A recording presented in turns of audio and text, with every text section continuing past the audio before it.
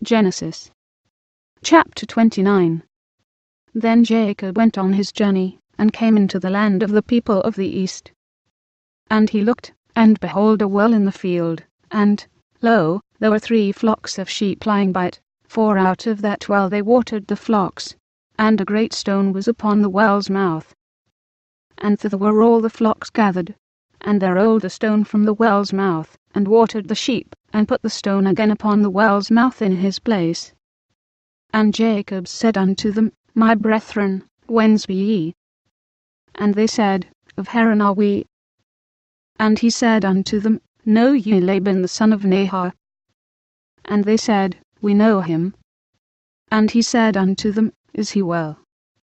And they said, He is well. And, behold, Rachel his daughter cometh with the sheep.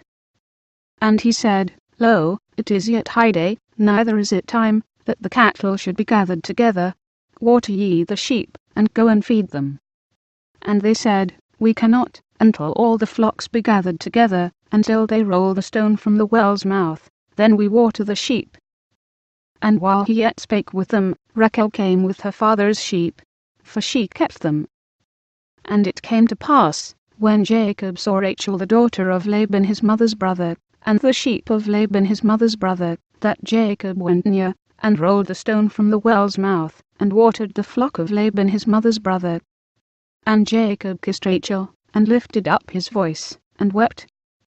And Jacob told Rachel that he was her father's brother, and that he was Rebekah's son, and she ran and told her father. And it came to pass, when Laban heard the tidings of Jacob his sister's son, that he ran to meet him, and embraced him, and kissed him, and brought him to his house. And he told Laban all these things. And Laban said to him, Surely thou art my bone and my flesh. And he abode with him the space of a month. And Laban said unto Jacob, Because thou art my brother, shouldest thou therefore serve me for naught? Tell me, what shall thy wages be? And Laban had 2 daughters. The name of the elder was Leah, and the name of the younger was Rachel. Leah was tender-eyed, but Rachel was beautiful and well-favoured. And Jacob loved Rachel, and said, I will serve thee 7 years for Rachel thy younger daughter. And Laban said, It is better that I give her to thee, than that I should give her to another man. Abide with me. And Jacob served 7 years for Rachel, and they seemed unto him but a few days, for the love he had to her. And Jacob said unto Laban, Give me my wife, for my days are fulfilled, that I may go in unto her. And Laban gathered together all the men of the place, and made a feast. And it came to pass in the evening, that he took Leah his daughter, and brought her to him, and he went in unto her. And Laban gave unto his daughter Leah Zilpah his maid for an handmaid. And it came to pass, that in the morning, behold, it was Leah.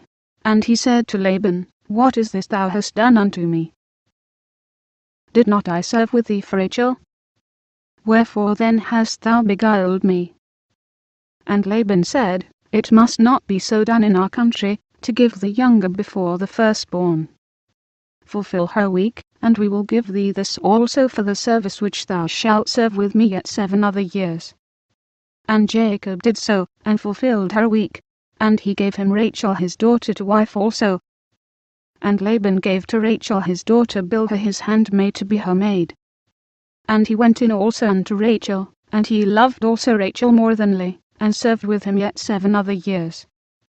And when the Lord saw that Leah was hated, he opened her womb, but Rachel was barren. And Leah conceived, and bare a son, and she called his name Reuben. For she said, Surely the Lord hath looked upon my affliction, now therefore my husband will love me.